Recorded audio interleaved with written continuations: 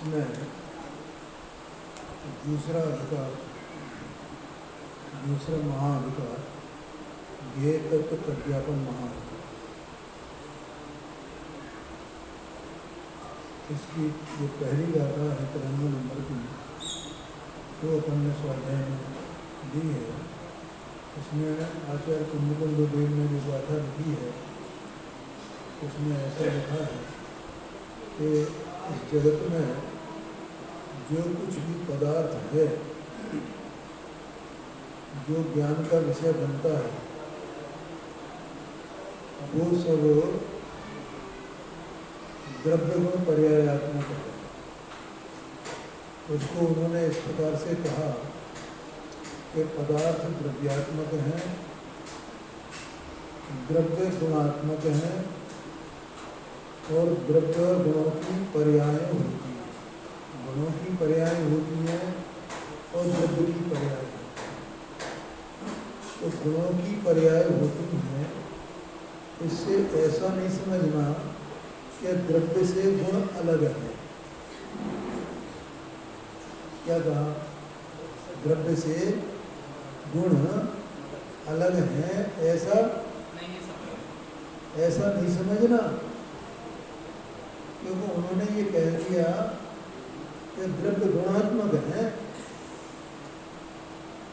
अब जो गुणात्मक द्रव्य है उसी द्रव्य में द्रव्य की भी पर्याय होती है और गुणों की भी पर्याय है। कौन सा द्रव्य? जो गुणात्मक है, द्रव्य गुणात्मक है ना, तो इसलिए गुणों की पर्याय होती है और द्रव्य की पर्याय होती है। द्रव्य की पर्याय कैसी होती है? एक ही वस्तु है, जो द्रव्य गुणात्मक है, गुणात्मक द्रव्य है, तो उसमें दो प्रकार की पर्याय कैसे हुई? तो इसमें पहली बात बताई उन्होंने कि अनेक द्रव्यात्मक एकता की प्रतिपत्ति है। टीकाकार अमृतचंद्राचार्य ने कहा तो द्रव्य की पर्याय कैसे होती है? कि अनेक द्रव्यात्मक माने वो पर्याय एक द्रव्यात्मक नहीं होती है। द्रव्य की जो पर्याय होती है वो एक द्रव्य की नहीं होती है, तो वो अनेक द्रव्यात्मक होती है। समझ में आया कि नहीं आया? जो द्रव्य पर्याय है, द्रव्य की जो पर्याय होती है वो पर्याय एक द्रव्य की नहीं है, अनेक द्रव्यात्मक पर्याय।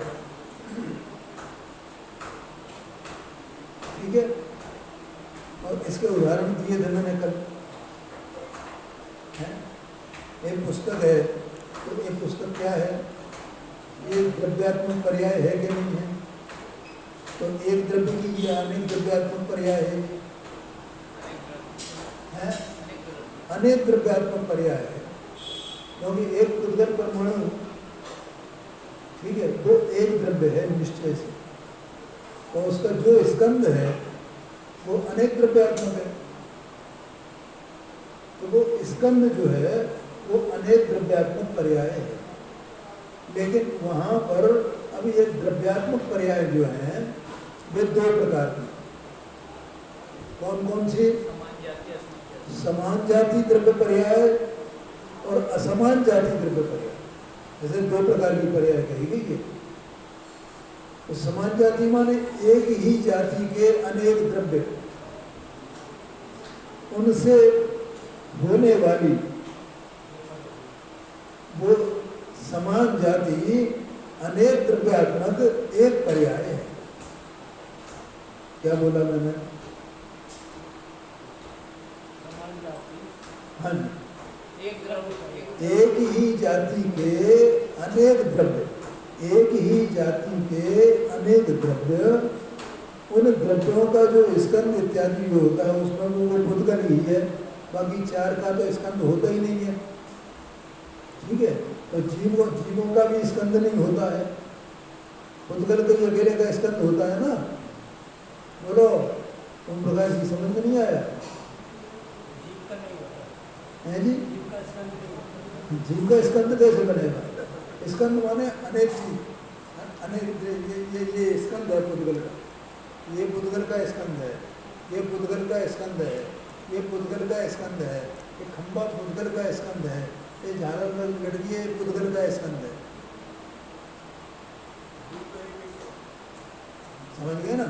लेकिन जीव अनेक जीव मिलकर के एक पर्याय बनाएंगे, स्कंद होगा जीव का? नहीं होगा। भाषा निकल रही है ना, भाषा वर्णा की, ये पुद्गल का स्कंद है। अपने शरीर में मनोवर्णा का जो मन है ना, वो पुद्गल का स्कंद है। आ गया समझ में? बोलो, ख्याल में आया कि नहीं आया? और ये जो स्कंद है, वो स्कंद समान जाति द्रव्य पर्याय है। स्कंद माने इकट्ठा हो जाता वो करके जो मिलन, उसमें तत्वार सूत्र में आता है ना, पुद्गल का परिणमन चलता है। तो पुद्गल का परिणमन कैसे चलता है? तो भेद संघात ऐसा आया, भेद से और संघात से। भेद से माने टूटना उनका।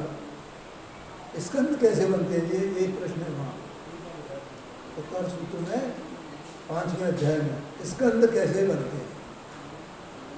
क्या भेद से बनते हैं और संघात से बनते हैं? संघात माने क्या होता है? माने इकट्ठा होना, संघ, जैसे संघ कहते हैं ना, ये मुनि संघ है, माने अनेक द्रव्य एक साथ इकट्ठे होना और उनका अलग अलग हो जाना, टूट जाना, स्कंद का वो भेद हो गया। तो भेद से भी स्कंद बनते हैं और संघ से भी स्कंद बनते हैं। बोलो भैया, समझ में आया? अब आए देगा नहीं आएगा? चूका मत करो भैया, इसमें बहुत जरूरी है वादा।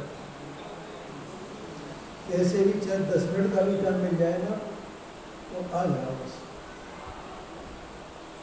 हाँ, तो द्रव्यात्मक पर्याय, अब समझ में आई द्रव्यात्मक पर्याय? तो द्रव्यात्मक पर्याय माने अनेक द्रव्य। ये देखो लिखा है कि नहीं शब्द, उसमें 172 पेज पर है पहली लाइन हिंदी की। देखो देखो सब उसमें अनेक द्रव्यात्मक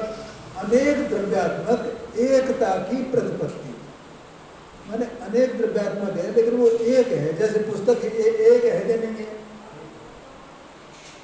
ये मोबाइल एक है क्या नहीं? ये रुमाल एक है क्या नहीं? ये कॉपी एक है क्या नहीं? लेकिन अनेक द्रव्यात्मक है ना, ये द्रव्य तो इसमें अनेक हैं, है? लेकिन उनमें एकता मालूम पड़ती है, ये एक है, उसको एक कहा जाता है, तो वो एक पर्याय है उसका। ऐसे इधर एक जीव और अनेक ये पुद्गल, ये मिलकर के, ठीक है, ये मनुष्य जीव है, ऐसा बोला ना। तो ये कौन सी पर्याय होगी जीव की? द्रव्य पर्याय हो गई, क्योंकि अनेक द्रव्यात्मक, द्रव्य पर्याय हमेशा अनेक द्रव्यात्मक होती है लेकिन होती एक है, इसलिए एकता की प्रतिपत्ति। प्रतिपत्ति माने सिद्धि। ध्यान में आया कि नहीं है? जैसे मनुष्य है तो मनुष्य एक है ना, अनेक तो नहीं है ना मनुष्य, तो एक मनुष्य ऐसा, ठीक है। अब एक मनुष्य पर्याय में इसमें कितने द्रव्य हैं? ये अनेक तो ये पुद्गल के हैं और इसमें एक जीव है। ऐसी अनेक द्रव्यात्मक एक पर्याय, ऐसे दो प्रकार की पर्याय होती हैं। इस पर्याय में क्या है? इसमें दो जाति के द्रव्य हैं। ये पर्याय तो अनेक द्रव्यात्मक है, लेकिन इसमें दो जाति के अलग अलग जाति के द्रव्य हैं, इसलिए इसको कहा असमान जाति, ठीक है। और इस कॉपी को कहा समान जाति। ऐसे द्रव्य पर्याय के दो भी, समझ में आ गया ना?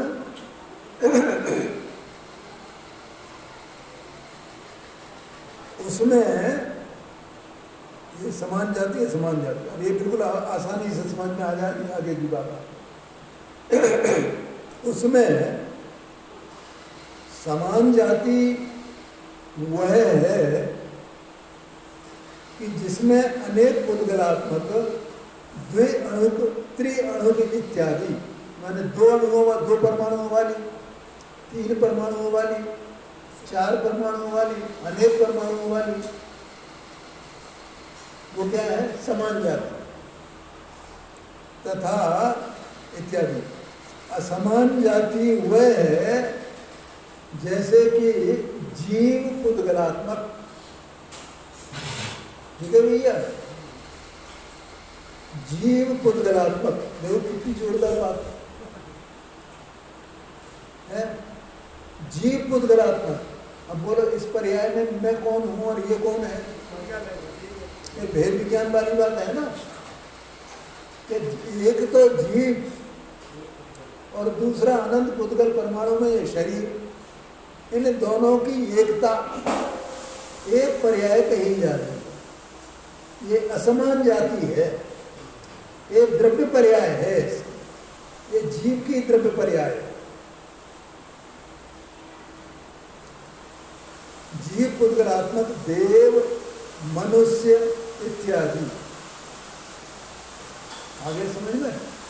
नारकी, पेंच, ये सब जितने भी हैं, निगोतिया, सब इसमें आ गए। ये चारों गति के जो जीव हैं, यहाँ तक के अरहंत परमात्मा हैं, उनके भी है, उनकी जो पर्याय है अरहंत परमात्मा ऐसा अपन कहते हैं, तो वो जीव पुद्गलात्मक है कि नहीं? वो पर्याय अगर वो शरीर नहीं हो तो सिद्ध हो जाएंगे ना। फिर तो 14वें गुण स्थान तक, ये पहले गुण स्थान से लेकर के 14वें गुण स्थान तक की जितनी जीव राशि, वे सब उनकी असमान जाति द्रव्य पर्याय है। 2 जातियों के द्रव्य एक साथ।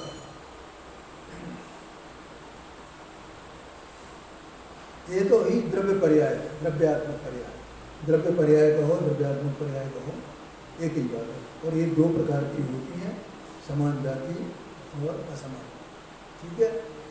जैसे जो भगवान है वो कौन सी जाति की, कौन सी जाति की तरफ से आएंगे?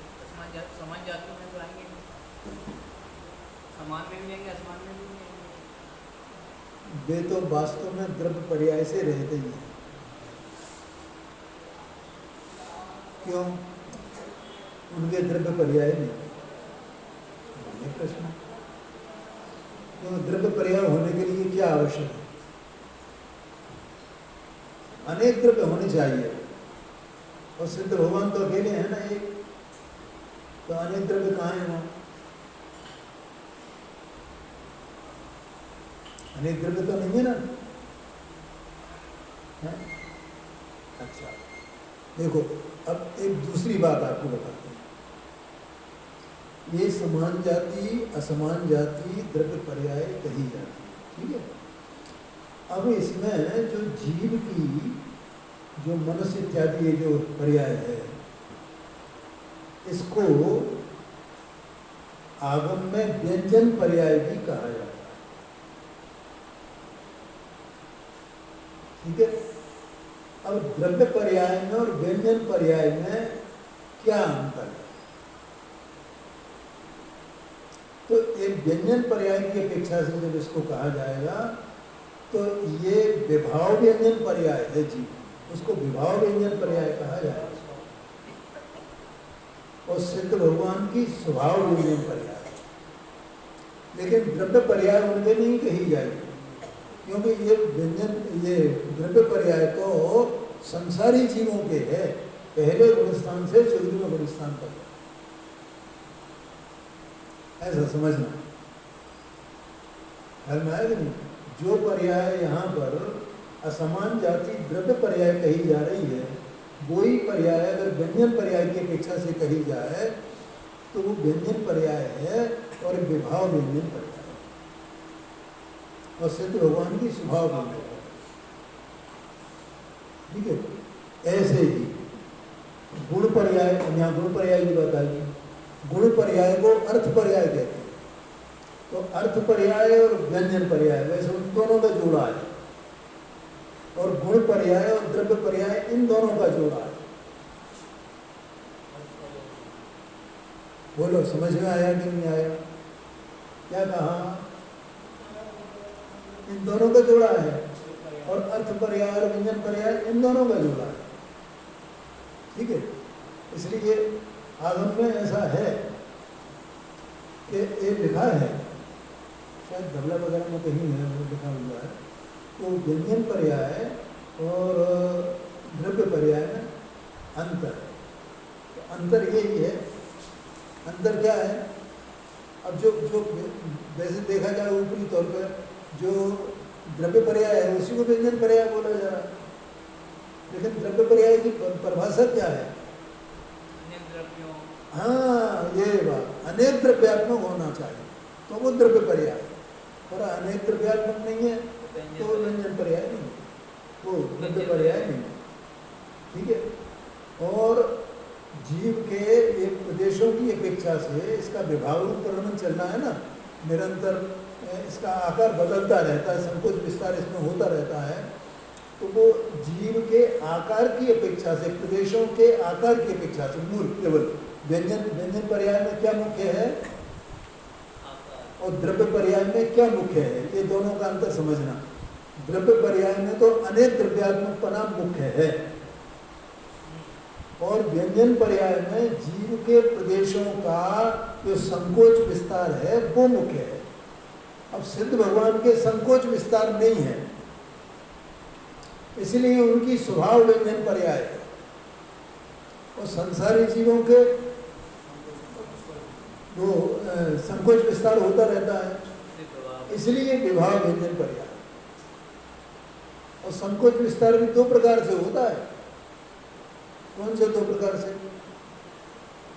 एक प्रकार तो ये है कि जैसे ये वर्तमान में इस पर्याय का है, ठीक है ना, और इस पर्याय में भी कैसे कि एक बालक था तब कैसा आकार था इसका, मां के पेट में तो दांत तक कैसा आकार था, और फिर बढ़ने लगा, फिर 10 साल का हो गया, 15 साल का हो गया, 20 साल का हो गया, तो निरंतर उसके वो बदलते रहे ना, संकोच विस्तार उसमें परिवर्तन हो रहा है ना। तो एक ये, और एक वर्तमान पर्याय में है, अब दूसरी पर्याय मिलेगी तो वहाँ दूसरी प्रकार की शरीर की रचना होगी, तो वो दूसरे प्रकार से उसका संकोच विस्तार होगा। तो एक तो इस प्रकार से है, दूसरा इसी पर्याय में निरंतर ये जो उंगलियां चल रही है ना, तो संकोच विस्तार हो रहा है कि नहीं हो रहा है? जीव तालुओं में चल रहे हैं तो संकोच विस्तार हो रहा है कि नहीं हो रहा है? तो इस प्रकार से भी संकोच विस्तार है। तो इस अपेक्षा से ये पर्याय जो है, अब वो व्यंजन पर्याय में केवल इतना ही लेंगे, जो वर्तमान पर्याय है ना उसमें इतना ही लेंगे। क्या कितना लेंगे? कि सामान्य पने, विशेष पने नहीं, ये तो विशेष पने पर में ले लिया। सामान्य पने शरीर के आकार जो आत्मा के प्रदेश हैं उनको व्यंजन पर्याय कहा जाता है, बस। वहाँ अनेक द्रव्यात्मक की मुख्यता नहीं है। और इसी अपेक्षा से सिद्ध भगवान की जो पर्याय है उसको स्वभाव व्यंजन पर्याय कहते हैं, क्योंकि वहाँ संकोच विस्तार नहीं है। ये द्रव्य पर्याय और व्यंजन पर्याय में अंतर है। चार जो द्रव्य हैं वो स्वभाव व्यंजन पर्याय में आएंगे। हाँ जी, हाँ जी, बिल्कुल, बहुत बढ़िया, बहुत अच्छी बात है। वो उनकी स्वभाव व्यंजन पर्याय है ना, ये तो पूरे ही स्वाभाविक परिणाम है ना उनका, सभी प्रकार। तो ये हो गया। अब देखो यहाँ पर आगे देखो, गुण द्वारा आयत की अनेकता की प्रतिपत्ति। क्या कहते हैं? गुण द्वारा आयत की अनेकता की प्रतिपत्ति। उसमें क्या कहा था? अनेक द्रव्यात्मक एकता की प्रतिपत्ति। ध्यान करें, गुण द्वारा आयत की अनेकता की प्रतिपत्ति, वहां एकता की प्रतिपत्ति, यहाँ अनेकता की प्रतिपत्ति। प्रतिपत्ति की कारणभूत गुण पर्याय है, ख्याल में है ना, तो उसको गुण पर्याय कहेंगे। अब इसको बताते हैं, वह भी दो प्रकार, वो भी दो प्रकार की है। कौन सी? स्वभाव पर्याय और विभाव पर्याय, गुणों की दो प्रकार की है। माने क्योंकि आत्मा अनेक गुणात्मक है ना, ये जो चेतन वस्तु है या पुद्गल है तो अनेक गुणात्मक है ना जी। तो अब अनेक गुणात्मक में एक एक गुण का अलग अलग जो परिणमन है ना, उसको गुण पर्याय कहेंगे ना। इसलिए वो वहां पर अनेकता की प्रतिपत्ति, माने अनेकता की सिद्धि होती है उसमें। ज्ञान की पर्याय, दर्शन की पर्याय, सुख की पर्याय, वीर की पर्याय, इस प्रकार से। हाँ, तो अनेकता की माने अनेकता की प्रतिपत्ति होती है उसमें, सिद्धि होती है। प्रतिपत्ति माने सिद्धि या ज्ञान, यहाँ नीचे नहीं लगा है। प्रतिपत्ति माने प्राप्ति, ज्ञान, स्वीकार, ऐसा। गुण द्वारा आयत की अनेकता की प्रतिपत्ति की कारणभूत गुण पर्याय है। वह भी दो प्रकार है, स्वभाव पर्याय और विभाव पर्याय।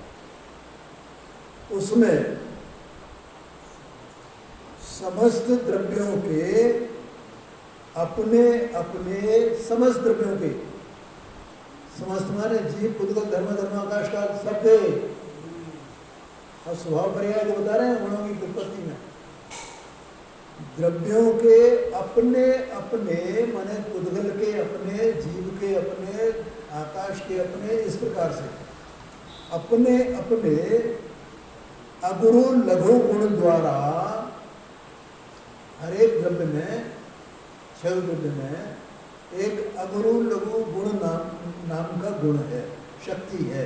अपन ने जो अभी 47 शक्तियाँ पढ़ी थी ना, उसमें 17 नंबर का है, 17 नंबर का है अगुरु लघु गुण, अगुरु लघु शक्ति। तो अगुरु लघु गुण द्वारा प्रति समय प्रकट होने वाली सट स्थान पतित हानि वृद्धि रूप अनेकत्व की अनुभूति वह स्वभाव पर्याय है। उसमें अनेक पना होता है। अगर लघुत्व जो गुण है, उस गुण की ये क्या बताए यहाँ पर, हानि वृद्धि रूप से सटगुणी हानि वृद्धि ऐसा कहा जाता है। ठीक है,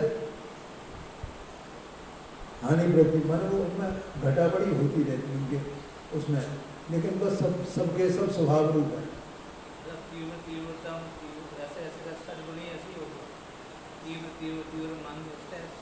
अब जो भी होता है वो केवल ज्ञान का विषय है, उस पर भी ज़्यादा कुछ कहा नहीं जा सकता। और वो तो इस सटगुणी हानि वृद्धि में किस प्रकार से आता है वो चित्र में से निकल गया है मेरे, मैं आपको फिर बता दूँगा। ठीक है, अपन ने वो पढ़ा था ना, तब वो उसमें आया था सटगुणी हानि वृद्धि क्या है।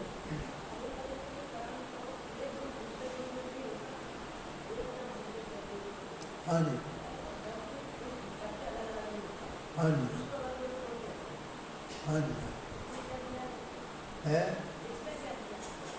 इसमें वो इसी माने यही कारण है, यही मूल कारण है कि वो अलग अलग नहीं होते हैं, वो एक साथ बने रहते हैं।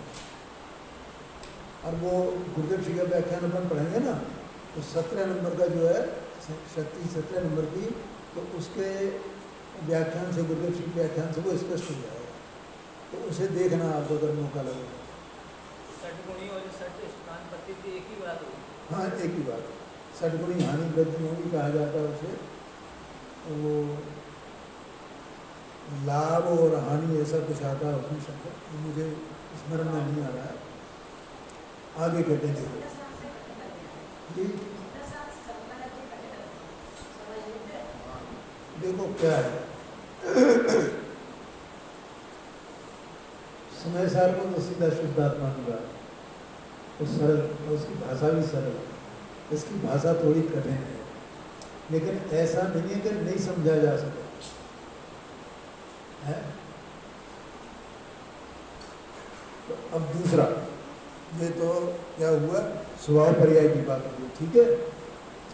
ये क्या चीज है, गुण की स्वभाव पर्याय।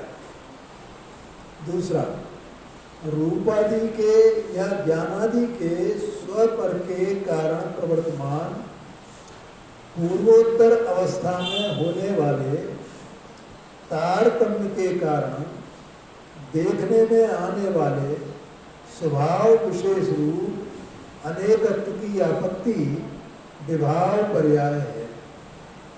जो आपत्ति का मतलब यहाँ कोई ऑब्जेक्शन को आशय नहीं लेना, आपत्ति माने आप पढ़ना, ये आशय है यहाँ पर। देखो, रूपादि के या ज्ञानादि के स्व पर के कारण प्रवर्तमान, तो अंदर में चेतन वस्तु है, ठीक, और ये बाहर में देहादि के स्पर्श आदि, ठीक है। अब ये जीव तो स्व है और ए पर है, तो इन दोनों के निमित्त निमित्त भाव है, इसका आशय में बता रहा हूँ, ठीक है। और इनके परिणमन चलते ही रहते हैं, तो स्व के निमित्त से इसमें जो परिणाम हुआ वो इसका विभाव परिणाम है। क्या कहा, इस पर का जो परिणाम हुआ वो इसका कौन सा गुण, वो गुण पर्याय हुई ना उसकी, तो वो गुण पर्याय विभाव गुण पर्याय है इसकी, और इसके निमित्त से या ज्ञानावरणाधिकार कर्मों के निमित्त से या बाहरी और कोई कारण मिलने से जीव का जो परिणाम हुआ तो वो विभाव परिणाम है। हाँ जी, हाँ जी, ख्याल में आ गया ना। देखो, जैसे जीव का ज्ञान की बात आई थी ना यहाँ पर, तो ज्ञान है, तो ज्ञान की जो मति ज्ञान रूप पर्याय है, क्या कहा, तो मति ज्ञान, स्मृति ज्ञान, अवध ज्ञान, विनय पर्याय ज्ञान, ये विभाव ज्ञान पर्याय कहलाती है, ठीक है। ऐसा क्यों है, मति ज्ञान स्मृति ज्ञान है, तो इसमें इंद्रियां निमित्त है ना, तो इंद्रियां निमित्त हैं, इसलिए इसकी एक ज्ञान की पर्याय विभाव ज्ञान पर्याय है, ज्ञान गुण की विभाव ज्ञान पर्याय, विभाव पर्याय, क्योंकि उसमें परद्रव्य निमित्त है, जहाँ परद्रव्य निमित्त है वहाँ विभाव है।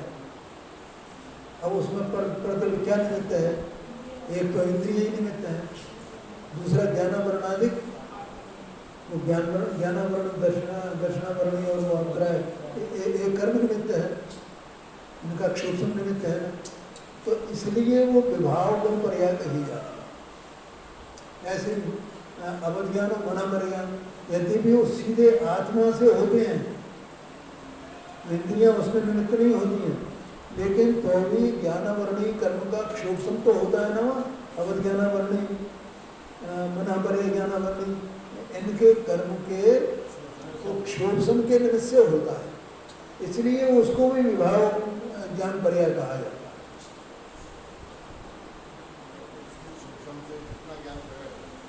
हाँ जी,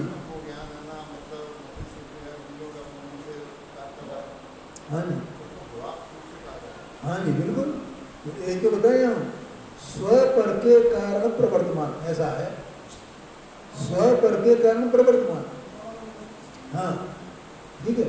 अब जीव के परिणाम के निमित्त से जैसे कर्म का कार्य चल रहा है, कर्म का बंध हो रहा है, तो वो कर्म का परिणाम कैसा है, विभाव परिणाम है, और वो कर्म के उदय के निमित्त में जीव के जो परिणाम हो रहे हैं, राजद्वेष हो रहे हैं, तो इसके विभाव परिणाम है, चारित्र का विकार, श्रद्धा गुण का विकार, मिथ्या दर्शन इत्यादि होना, बोलो समझ में आया कि नहीं आया? भाषा ऐसी है, लेकिन उसको समझना।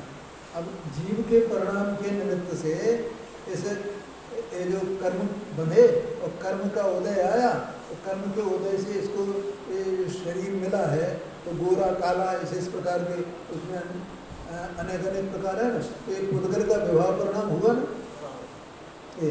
लेकिन ये सबके सब गुण पर्याय रूप है, ठीक है। और ये जो अगुरु लघु गुण के द्वारा जो सद्गुणी हानि वृद्धि रूप जो परिणमन है, उसमें कोई दूसरा निमित्त नहीं है। वो जीव के अपने और पुद्गल के अपने, आकाश के अपने, धर्म अधर्म द्रव्य के अपने, ऐसा अपने अपने आया ना सभी द्रव्यों के। तो वो अपने से ही हो रहा है, उसमें कोई किसी का निमित्त वगैरह वो नहीं है। जिसमें निमित्त नहीं है वो स्वभाव गुण पर्याय है, और जिसमें निमित्त है वो विभाव गुण पर्याय है, ऐसा आशय है। तो यहाँ पूर्वोत्तर अवस्था में होने वाले, पूर्वोत्तर माने आगे पीछे, आगे पीछे की अवस्थाएं जो होती हैं, और तारतम्य का मतलब होता है हीनादग रूप से होना, कारण देखने में आने वाले स्वभाव विशेष रूप अनेकत्व की आपत्ति विभाव पर्याय है। ऐसा उनका आपणना, परद्रव्य का निमित्त आपणना उसमें, ठीक है। अपने आत्मा के परिणमन में परद्रव्य का निमित्त आपणना, परद्रव्य के परिणमन में अपने आत्मा के परिणाम का आपणना। कौन किसको कराए? आपणना। उससे वो जो परिणाम होते हैं, जो पर्याय होती हैं, वे विभाव गुण पर्याय कहलाती हैं। और ऐसा ये संसार अवस्था में जीव को सतत चल रहा है, ठीक है। तो यहाँ इस प्रकार से ये द्रव्य पर्याय भी दो प्रकार की बताई, और द्रव्य पर्याय में अनेक द्रव्यात्मक एकता, और इसमें एक द्रव्य की अनेकता, ऐसा होता है। उसमें अनेक पने की सिद्धि होती है, क्योंकि एक साथ एक ही काल में अनेक प्रकार के परिणाम चल रहे हैं ना, श्रद्धा का भी, गुण का, उसका ज्ञान का भी, चारित्र का भी, ऐसा अनेक प्रकार चल रहा है। ऐसे ही पुद्गल का भी, स्पर्श का भी, रस का भी, गंध का भी, वर्ण का भी, ऐसे सब चल रहे हैं ना, है? और जीव का परिणाम का निमित्त पा करके एक ही काल में 8 प्रकार के कर्मों का बंध, 8 नहीं तो 7 प्रकार के कर्मों का तो बंध चल ही रहा है, उनका उदय भी चल रहा है सबका। तो इस प्रकार जो अनेक पना उसमें है ना, द्रव्य एक है, लेकिन द्रव्य के जो पर्याय हैं वो अनेक पने को बताती हैं।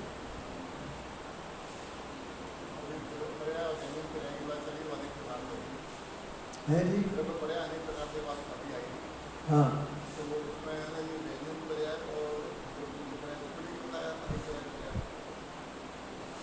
वहाँ अनेक द्रव्य, द्रव्य पर्याय में अनेक द्रव्य होने चाहिए। अनेक द्रव्यात्मक जो पर्याय है उसका नाम द्रव्य पर्याय है, लेकिन वो पर्याय एक काल में एक ही होती है, ठीक है। गुण पर्याय एक काल में अलग अलग गुणों की होती है, क्योंकि द्रव्य में अनेक गुण है ना, चाहे वो पुद्गल हो चाहे जीव हो, इनमें अनेक गुण है ना, तो अनेक गुणों की पर्याय होगी ना। द्रव्य अनेक गुणात्मक है, इसलिए वो अनेक पर्याय ऐसा कहा, अनेकता की प्रतिपत्ति के कारण की। हाँ जी, अब यह पूर्वोक्त कथन दृष्टांत से दृढ़ करते हैं,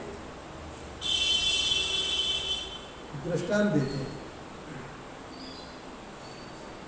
जैसे संपूर्ण पट अवस्थाई अर्थात स्थिर विस्तार सामान्य समुदाय से और दौड़ते बहते प्रवाह रूप दौड़ते हुए ऐसे आयत सामान्य समुदाय से रचित होता हुआ तन्मय ही है।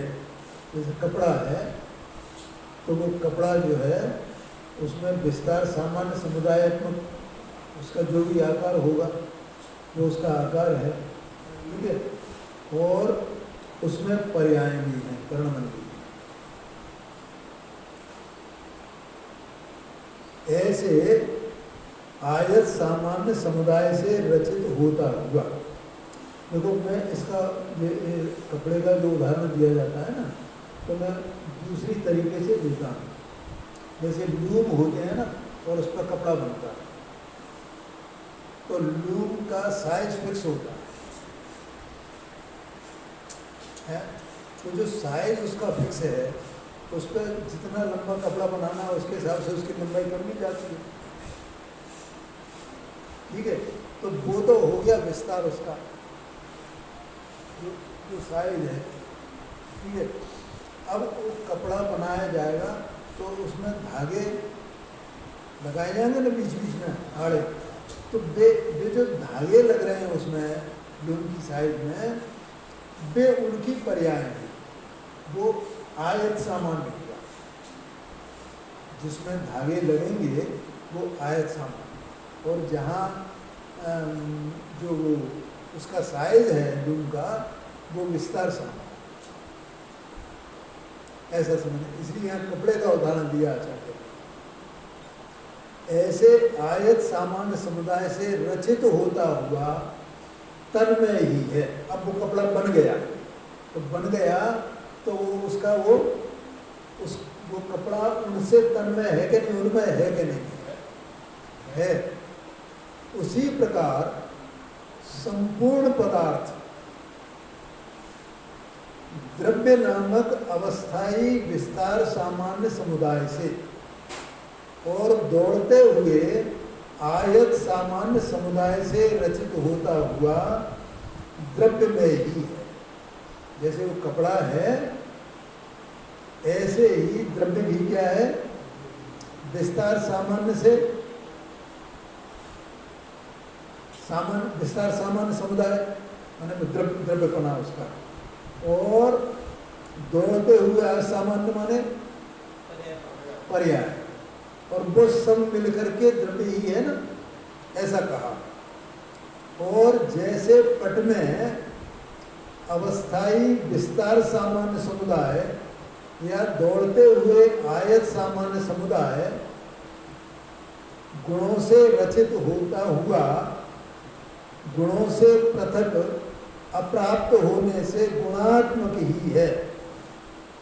क्या है वो द्रव्य जो है वो कैसा है, गुणात्मक है, क्योंकि उसमें विस्तार सामान्य समुदाय और आयत सामान्य समुदाय इन दोनों से रचित है ना वस्तु, इसलिए वो उससे अपृथक प्राप्त होने से, माने गुणों से कोई भिन्न द्रव्य प्राप्त नहीं होता है, या द्रव्य से भिन्न कोई गुण नहीं रहते हैं। उसी प्रकार पदार्थों में अवस्थाई विस्तार सामान्य समुदाय या दौड़ता हुआ आयत सामान्य समुदाय जिसका नाम द्रव्य है, वह गुणों से रचित होता हुआ गुणों से पृथक अप्राप्य होने से गुणात्मक ही है। तो द्रव्य जो है वो गुणात्मक है। और जैसे अनेक पटात्मक द्विपटिक त्रिपटिक ऐसे समान जाति द्रव्य पर्याय है, अनेक प्रकार के कपड़े को मिलाकर के एक कपड़ा बनाया जाए, ठीक है, ऐसा होता है ना, अनेक प्रकार के कपड़ों को मिलाकर के एक कपड़ा बना दिया गया, तो उसको क्या कहा यहाँ पर, वो समान जाति द्रव्य पर्याय होगी उसकी। तो सब कपड़े हैं ना अलग अलग प्रकार के, और अलग अलग प्रकार के कपड़ों से निर्मित एक कपड़ा है, तो वो समान जाति द्रव्य पर्याय होगी। उसी प्रकार अनेक उद्गरात्मक द्वे अणुक त्रि अणुक ऐसी समान जाति द्रव्य पर्याय, 2 अणु वाली 3 अणु वाली एक उद्गत की समान जाति द्रव्य पर्याय है, ठीक है। और जैसे अनेक रेशमी और सूती पटों के बने हुए दुपट्टे, आजकल भी ऐसा होता है, पहले भी ऐसा होता होगा, सूती और रेशमी इस प्रकार से ऊनी भी होते हैं, ठीक है। आजकल भी वो विस्कस, पॉलिएस्टर इस प्रकार के होते हैं और कॉटन, ये तीन चीज़ों को मिलाकर के कपड़ा बनता है। सूती पटों के बने हुए दुपट्टे त्रिपटे ऐसी असमान जातीय द्रव्य पर्याय है। ये असमान जाति द्रव्य पर्याय बता दिया और समान जाति द्रव्य पर्याय बता दिया। उसी प्रकार अनेक जीव पुद्गलात्मक, जीव और पुद्गल दो द्रव्य है ना, एक जीव द्रव्य, दूसरा पुद्गल द्रव्य। इन दोनों द्रव्यों के मिलने से देव मनुष्य ऐसी असमान जाति द्रव्य पर्याय है। ठीक है, ये पर्याय क्या है? ये असमान जाति द्रव्य पर्याय है। ऐसा बोध अपने को होना चाहिए। अगर ये बोध अपने को हुए तो अपने को इस देह का स्वामित्व, इसका कर्तृत्व, इसमें अहम ये नहीं हो सकता है। इसलिए इसको क्या जानना कि असमान जाति द्रव्य पर्याय। ये बिल्कुल देखो, मैं पहले भी एक दो बार मैंने ये बात कही है कि ये मैं कौन हूँ पर्याय अपेक्षा से। तो अब उसको तीन प्रकार से पहला, जीव की कितने प्रकार की पर्याय होती है? तो जीव को दो प्रकार, संसारी जीव को दो प्रकार का कहा तत्पर सूत्र में। त्रस स्थावरा, तो त्रस स्थावरा में से मैं कौन हूँ? मेरी कौन सी पर्याय है? त्रस पर्याय। त्रस पर्याय अनेक प्रकार की हैं, दो इंद्रिय, तीन इंद्रिय, चार इंद्रिय, पंचेंद्रिय, संगी पंचेंद्रिय। तो ये कौन सी पर्याय है? संगी पंचेंद्रिय। त्रस पर्याय वाला, संगी पंचेंद्रिय पर्याय वाला। अब संगी पंचेंद्रिय पर्याय है वो भी अनेक प्रकार की है, मनुष्य, देव, नारकी, त्रेंच। तो उसमें से मैं कौन सी पर्याय वाला हूँ? मनुष्य पर्याय वाला है। मैं त्रस पर्याय वाला, मैं संगी पंचेंद्रिय पर्याय वाला, मैं मनुष्य पर्याय वाला, ये पर्याय। और इनमें मैं अब इसको पढ़े अपन तो ये तीनों प्रकार की पर्याय हैं। ये असमान जाति द्रव्य पर्याय है। इसमें एक तो मैं जीव और बाकी अनंत पुद्गल परमाणु में एक शरीर, इन दोनों के मिलने से एक पर्याय है। ठीक है ना? अब जो जीव इस द्रव्य गुण पर्यायात्मक वस्तु के स्वरूप को नहीं जानता है, माने अपनी इस पर्याय को द्रव्य पर्याय नहीं मानता है, जिसमें अनेक द्रव्यात्मक की प्रतिपत्ति होती है, अनेक द्रव्यात्मक के एकता की प्रतिपत्ति है? उसको अगर ये है ऐसा जीव का इस प्रकार से उसे पूरा ख्याल में नहीं है कि दो द्रव्य इसमें है, दो द्रव्य इसमें है, ऐसा जिसे ख्याल नहीं है, तो इसका मतलब वो पर्याय मूल हुआ ना? क्या भैया, क्या हुआ? वो पर्याय मूल हुआ, ये सिद्ध हो गया ना?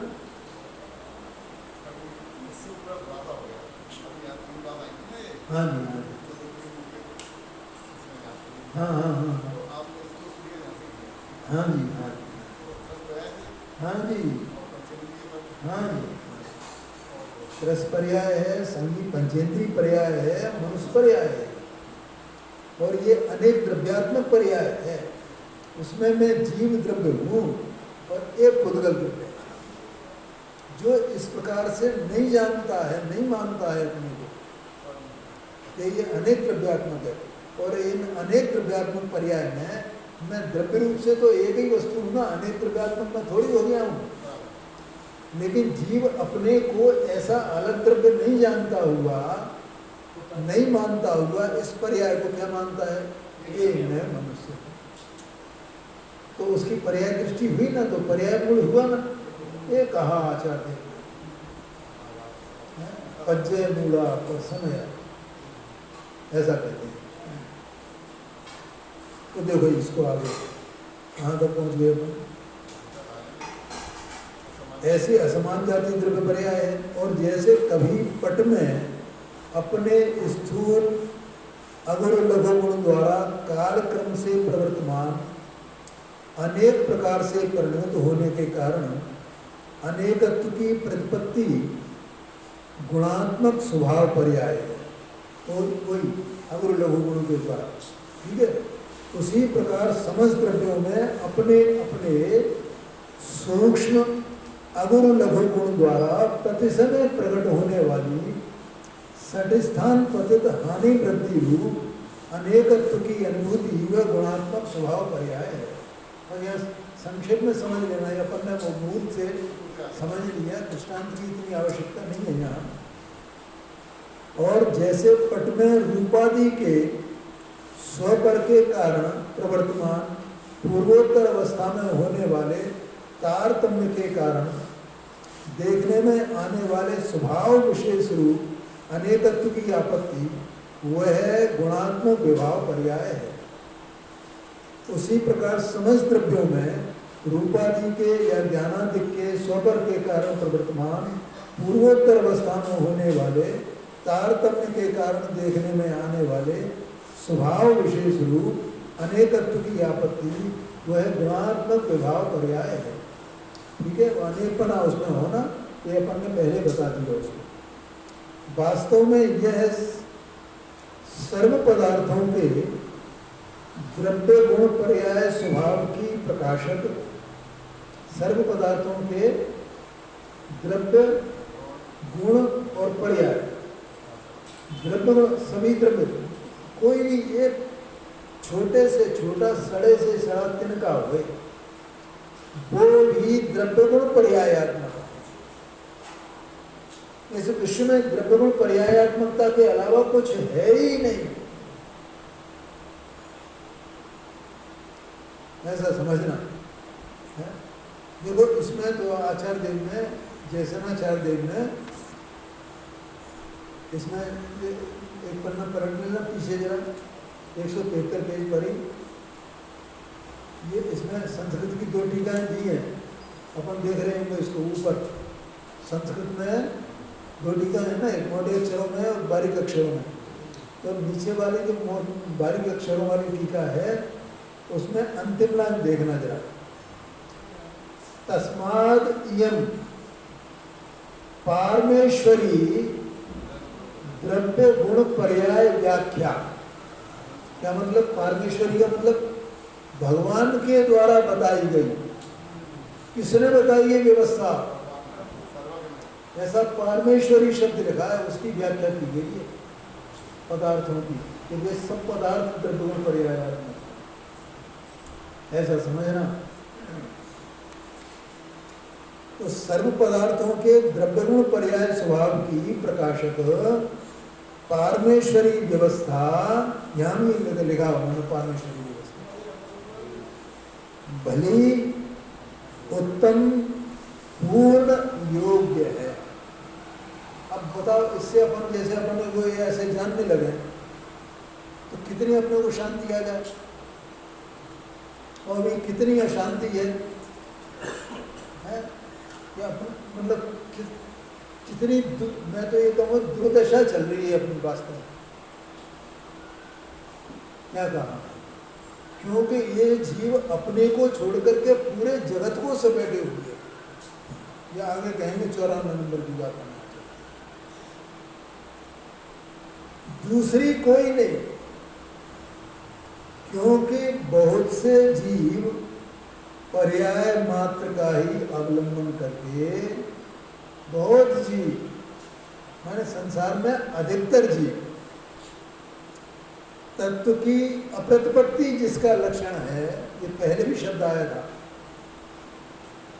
ऐसे मोह को प्राप्त होते हुए पर समय होते तत्व की अप्रतिपत्ति, ये शब्द पहले आया था ना। मोह का लक्षण क्या है? तत्व की अप्रतिपत्ति, तत्व का अस्वीकार, तत्व को यथार्थ बने ज्यों का त्यों नहीं जाना। और वो कहाँ से सिद्ध होता है? कि अपना तत्पना अपने में है, इसमें नहीं। इसका तत्पना इसमें है, मुझ में नहीं। ऐसा जानना, ये तत्पना है। ये तो इसका उल्टा जानना, इसका तत्पना अपने में मानना, अपना तत्पना इसमें मानना, ये तत्व की अप्रतिपत्ति है। और उस ये मोह का लक्षण है, सूक्ष्म बातें हैं। ऐसे मोह को प्राप्त होते हुए और समय हो गए हैं। ठीक है, समय हो गया है, अगली चर्चा हम करेंगे।